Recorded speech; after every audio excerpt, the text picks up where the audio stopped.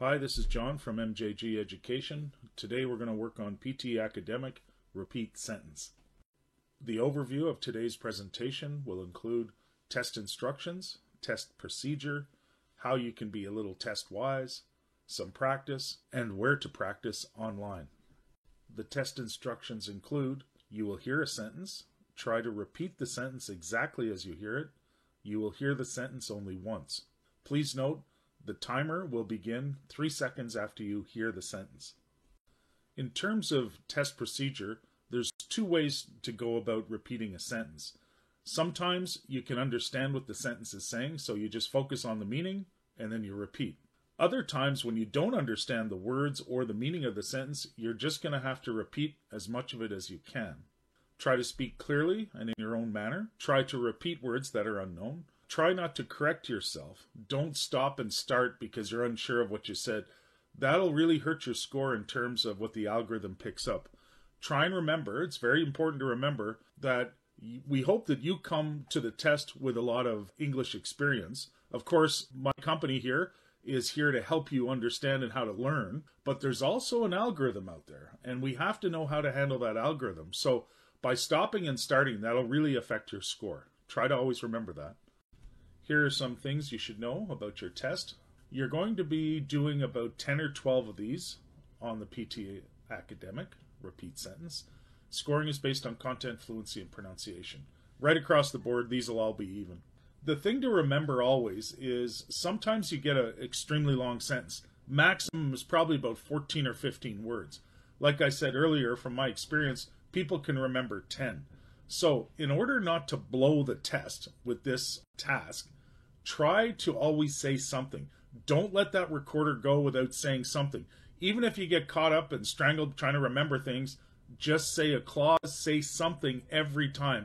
Don't let it go completely blank, because that will hurt your score the most. So we're going to practice only 2 here in this presentation. First, I'm going to give you a somewhat short example, and then we'll go to a very long one. Now, with a short example, and we're talking about words from 1 to approximately 8 or 9. From my experience, people can always remember up to 10 words. So up to 10 words, you're going to be fine. You're going to be able to repeat whatever you hear. Let's try this one. 3, 2, 1. The best model for this happens to be pigs. So this is the answer to what the gentleman just said. The best model for this happens to be pigs. Now, that's a fairly short sentence. It's only 9 words. But I want to remind you what Pearson is up to. You will have to adjust to different voices.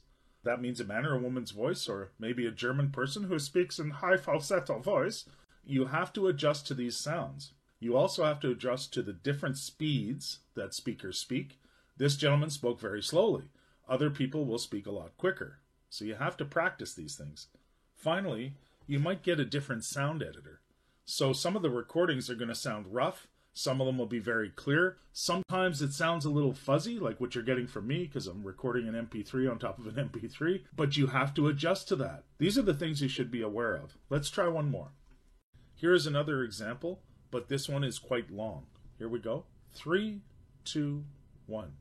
My entire commute to and from my office, that was 45 minutes a day. This is what the person said in the recording. My entire commute to and from my office, that was 45 minutes a day. Now, if you could repeat all that at 14 words, that's really good. That's really good because that's about the most difficult they'll get, 14 or 15 words. Now, the best place to practice is TED.com/talks. Why? Because there's a lot of different voices and a lot of different speeds contained in all those videos, right? From Pearson's point of view, if a person has been recorded in a public space speaking English, this is what Pearson will use to make their test reliable and valid. So TED.com/talks is a really helpful place to do all that because you get different voices from around the world all in one place. Remember to click the transcript button. So what you're going to do there is you're going to listen to a video, and then after you listen and repeat, you can click on the transcript button and it'll tell you exactly what the person said. Hope that's helpful. Please come see us. We're great with tutorials for the PTE. You can follow MJG Education on LinkedIn, Facebook, Twitter, Instagram, or Tumblr. We'll be updating that constantly, as with our homepage. We specialize in tutorials for the time being, as our website is being developed. So tutorials in reading, writing, listening, and speaking. We also do lots of mock tests that include feedback, oral feedback, if we do them through Zoom, and of course you'll get feedback in a written form as well. We like to emphasize too that we're a Canadian company. You can save 35% if you're dealing with companies that charge you in US dollars. By all means, come back and check us out. We'll save you a fortune. Anyways, thank you very much and have a nice day wherever you are.